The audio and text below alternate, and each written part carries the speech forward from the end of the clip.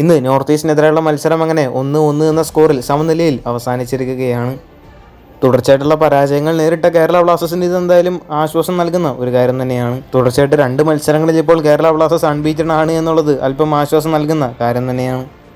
ഈ ഒരു മത്സരത്തിൻ്റെ അവസാന നിമിഷത്തിലാണ് കേരള ബ്ലാസ്റ്റേഴ്സ് മത്സരം കലമുടച്ചത്. അവസാന നിമിഷം അനാവശ്യമായിട്ട് കേരള ബ്ലാസ്റ്റേഴ്സ് ഗോൾ വഴങ്ങുകയായിരുന്നു.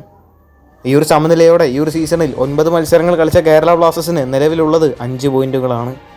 13ാം സ്ഥാനത്താണ് കേരള ബ്ലാസ്റ്റേഴ്സ് എങ്കിൽ 14ാം സ്ഥാനത്ത് മുഹമ്മദ് നസിയാണ് ഉള്ളത്. 14ാം സ്ഥാനത്തുള്ള മുഹമ്മദ് നസിക്കാവട്ടെ ഇതുവരെ ഒരു പോയിന്റ് പോലും ഇല്ല എന്നുള്ളതാണ് മറ്റൊരു കാര്യം. അതുകൊണ്ട് തന്നെ റെലഗേഷനിൽ നിന്നും കേരള ബ്ലാസ്റ്റേഴ്സ് രക്ഷപ്പെടുമെന്നാണ് തോന്നുന്നത്. മത്സരത്തിന് അവസാന നിമിഷം കേരള ബ്ലാസ്റ്റേഴ്സ് ആ ഒരു ഗോൾ വഴങ്ങിയില്ലെങ്കിൽ ഈസി ആയിട്ട് ബ്ലാസ്റ്റേഴ്സിന് മത്സരത്തിൽ വിജയിക്കാമായിരുന്നു. എന്നാലും ഇതോടെ കേരള ബ്ലാസ്റ്റേഴ്സിന് 5 പോയിന്റുകളാണ് ഉള്ളത്. മാത്രമല്ല അത്യാവശ്യം കുഴപ്പമില്ലാത്തൊരു പ്രകടനമായിരുന്നു കേരള ബ്ലാസ്റ്റേഴ്സ് ഇന്നത്തെ മത്സരത്തിൽ കാഴ്ചവെച്ചത്.